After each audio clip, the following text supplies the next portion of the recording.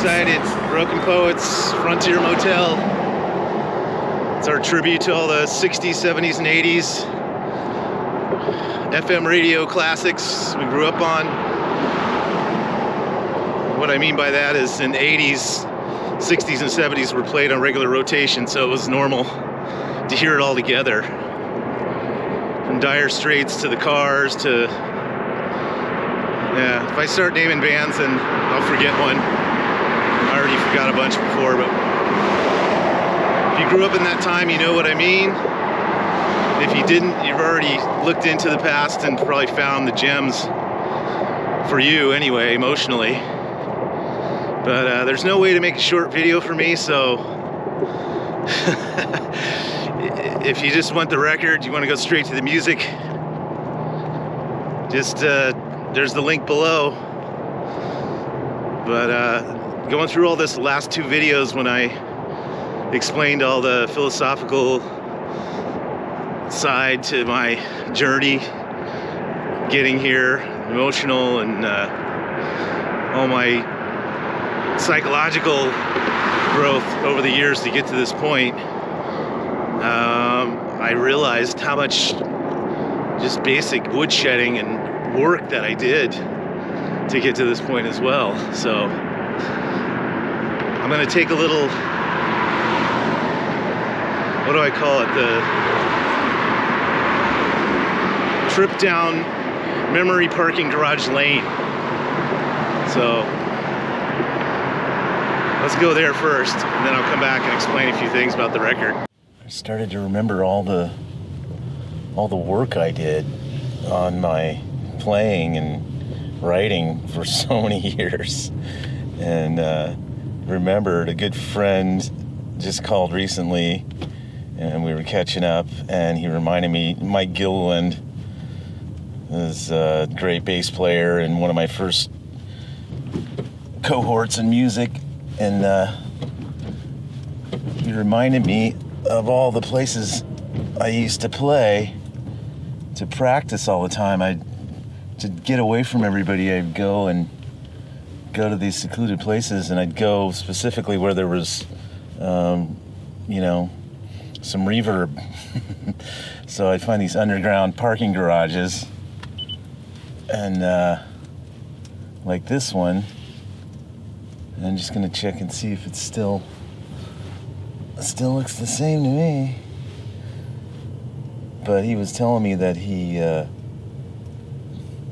remembers when I brought him down here for the first rehearsal. Me and Matt Myers were already together. Another great friend of mine, great drummer. And he was, we were here, and I used to stand right over in this corner here and play and just get great acoustics playing my acoustic guitar. So I had Matt down here, and we brought Mike Gilliland down and played, and for that first jam session, just to see. And Mike said he thought, who the fuck is this guy? Which I think is pretty funny. Thinking back, who was that fucking guy anyway? But the name of my band then, just to tie into all this philosophical thought, was Looking for Aldous Huxley, which just kind of cracks me up. But I figured back then Toad the Wet Sprocket was big, and if they could use Toad the Wet Sprocket, I could use Looking for Aldous Huxley, and man, that went over well. Actually, people, took to it and just ended up calling us Huxley, but anyway, still there. And there's another one. I think I'll go to that now. But this one was pretty fun. It's below a mall here in Scottsdale, Arizona. But just look at all these little caverns. I'd go around and find little spots to play where there were no cars or any people. And this is the lower level, so there were usually nobody around. There was usually nobody around, and I could just play and sing as loud as I wanted. Nobody ever bugged me. And now I think they got security, eye in the sky shit going on. They probably would come and arrest me or something. But exit Camelback Road. All right, we're heading out.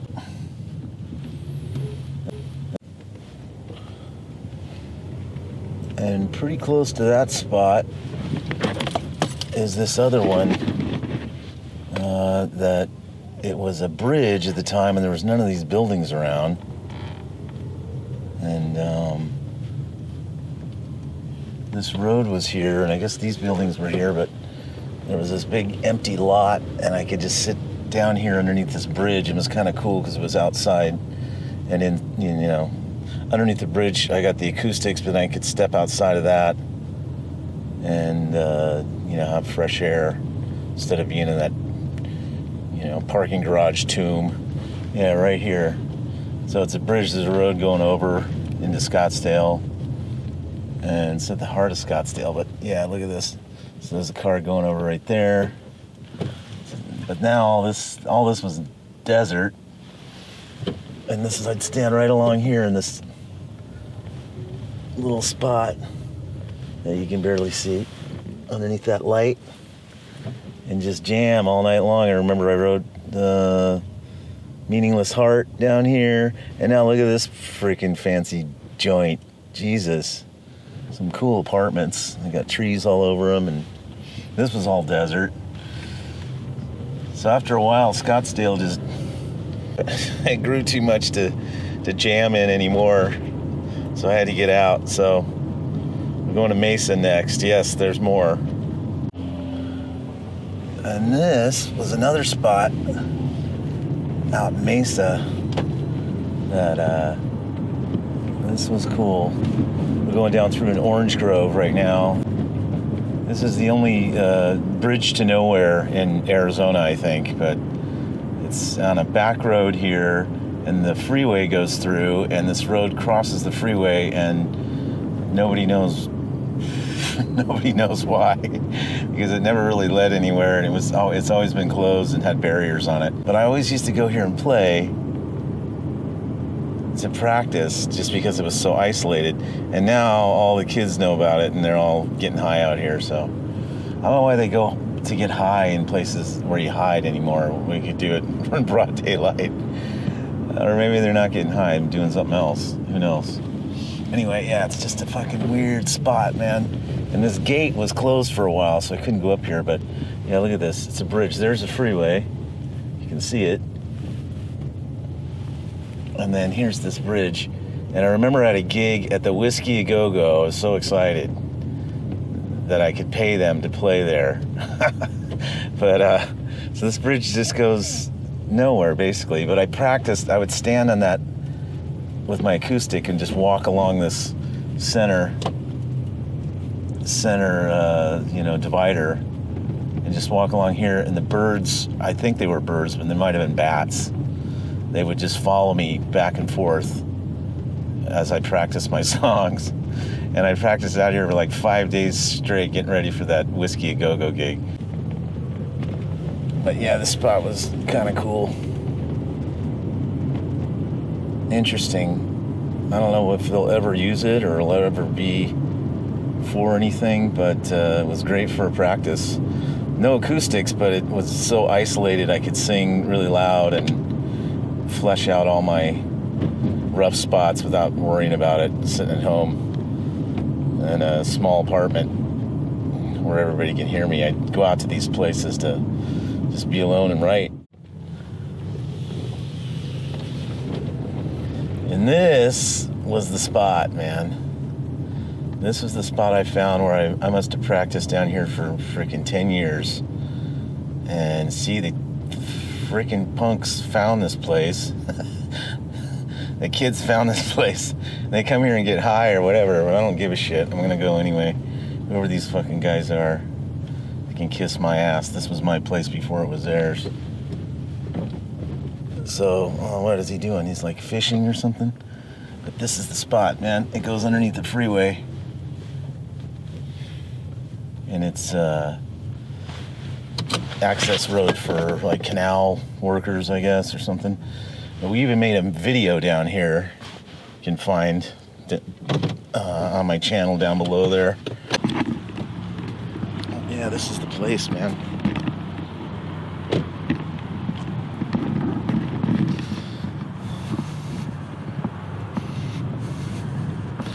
The freeway's right up there. They're going, cars passing by at 80 miles an hour.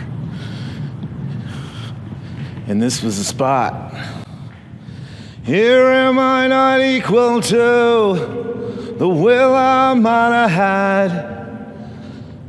Had I not had seen in you the place where I began. This is where it was at, man. My acoustic sounds amazing down here. Not sure how the audio is coming out on this, but it sounded great. I must have written 20 freaking songs down here. 10 of them were bad. But yeah, then it just goes through here. There's a farm over here still. And it goes out, and you're not going to be able to see anything in this GoPro, but Lana didn't want me coming out here because it was so isolated. And I kind of was a little nervous a few times down here. I'd hear something coming through the other side, and I remember I was really scared one time, and I was standing there, and somebody came through, and I realized there's a guy walking his dog. And you know what the dog was? Poodle. That was pretty funny. Guy walking his poodle, man. Fucking terrifying. Anyway. Yeah, a lot of people, kids coming down here doing, breaking bottles and bullshit. But nobody knew about this place when I was down here for years. Then I ended up taking a friend of mine to show him. And the cop was just parked down in here. There's people doing drugs down here now. But back then I was doing music as a drug. I'm getting my fix here a couple nights a week. But this was it, man. Anyway, yeah, a lot of work. A lot of practice for years to get as bad as I've gotten. And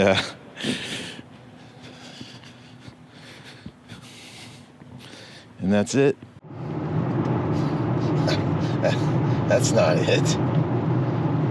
Gotta sum it up now, dude. What about the existential crisis? You gotta tell them the whole story. Come on. So all that work, all those years of trying to grow as a person, admitting my own bullshit, finding all my neurosis, there's still plenty left, still working on it. All those years of woodshedding and practice, all the storage units. If you're a musician, you know about the storage units. All the parking garages. All that work to be a better writer, to be a better person, to be a better player. And no big success to speak of. Was it all worth it? There's a whole branch of philosophy devoted to this subject, is existentialism. And what's the point? Is there any meaning to our lives? We're all trying to succeed. We're all trying to get a leg up somehow. And that's the question for all of us, really. If I could sum up my philosophy that I've been working on, we have these two drives. A drive to survive and a drive to evolve. And our drive to evolve is related to our truth, but survival doesn't give a shit about truth. And so it's this balance we have to find. If you put too much focus on survival, you feel that lack of truth in your life. If you focus too much on your evolution and your truth, you're always missing out on having your basic survival needs met. I think the existentialists miss something, in my opinion, because there's something I noticed through all these years of effort, trying to grow, what drove me to go forward. And it was always this strange, serendipitous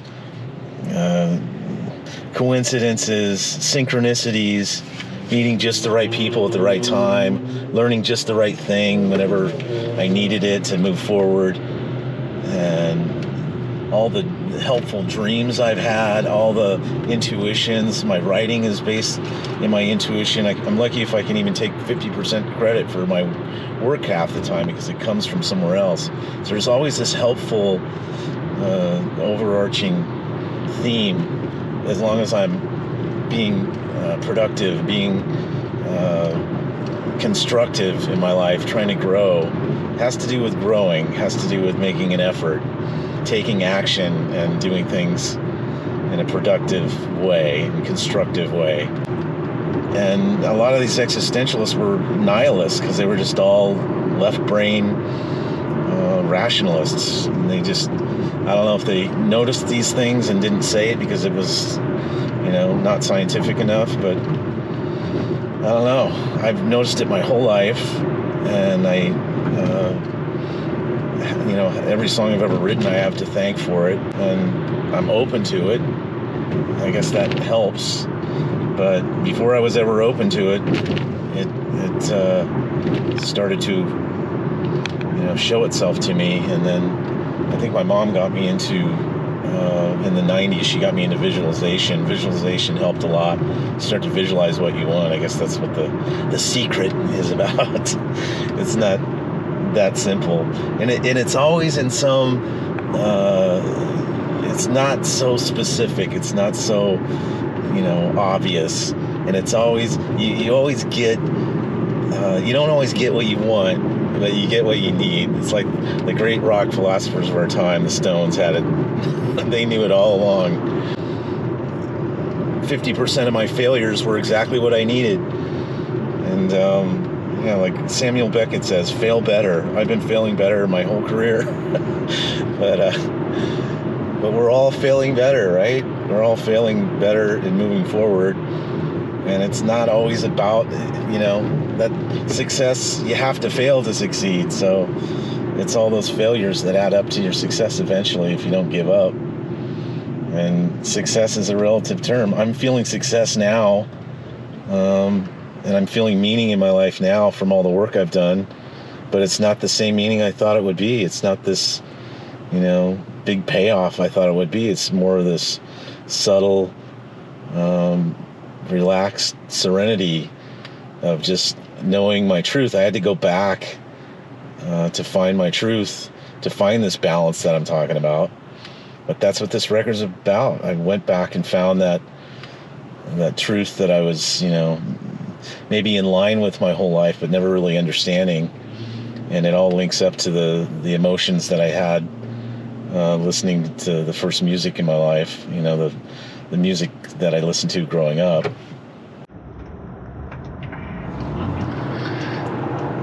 So yeah, I'm really, really excited about this record.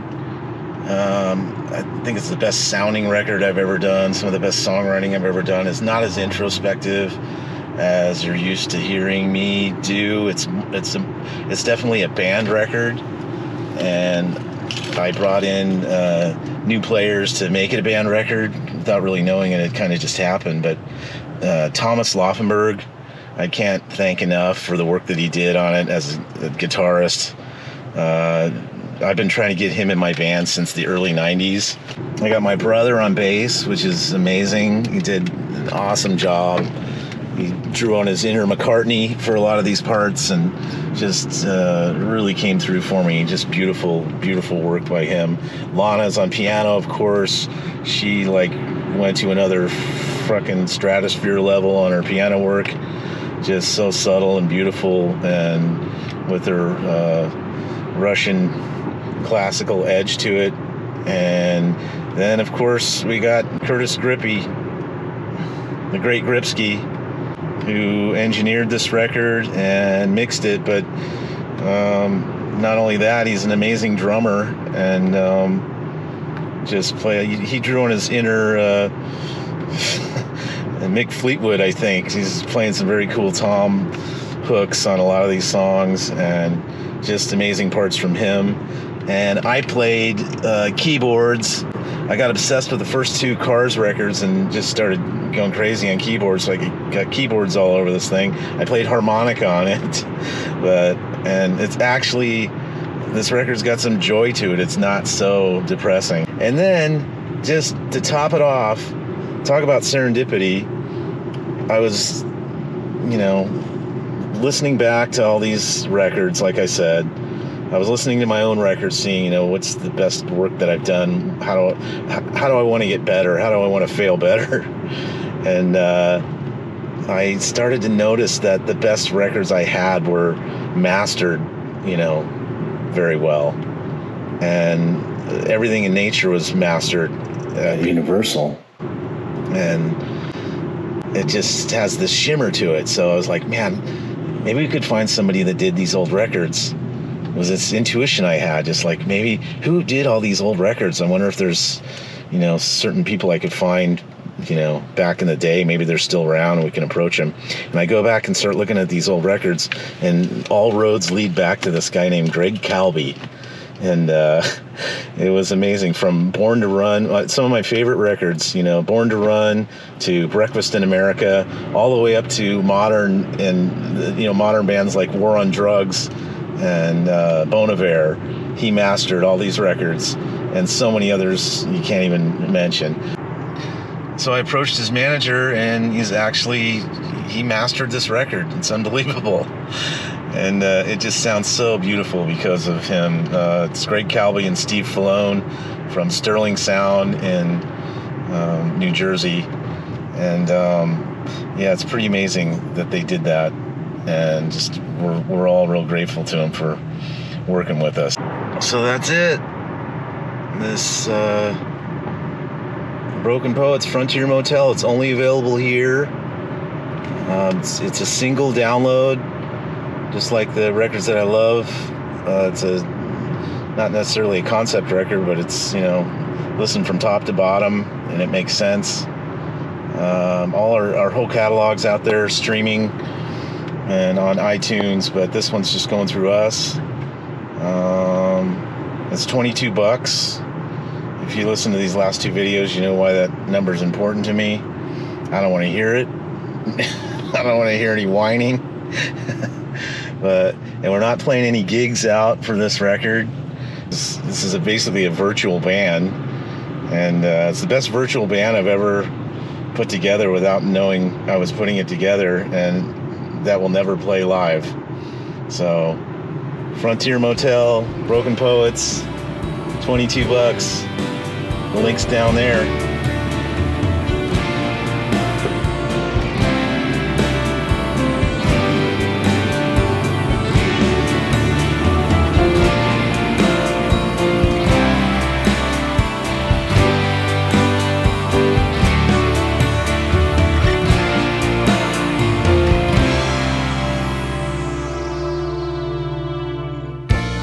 Said that I'd be wasting time on summer days. Said I could be anyone, dumb enough to follow the fun. I guess I could be anyone.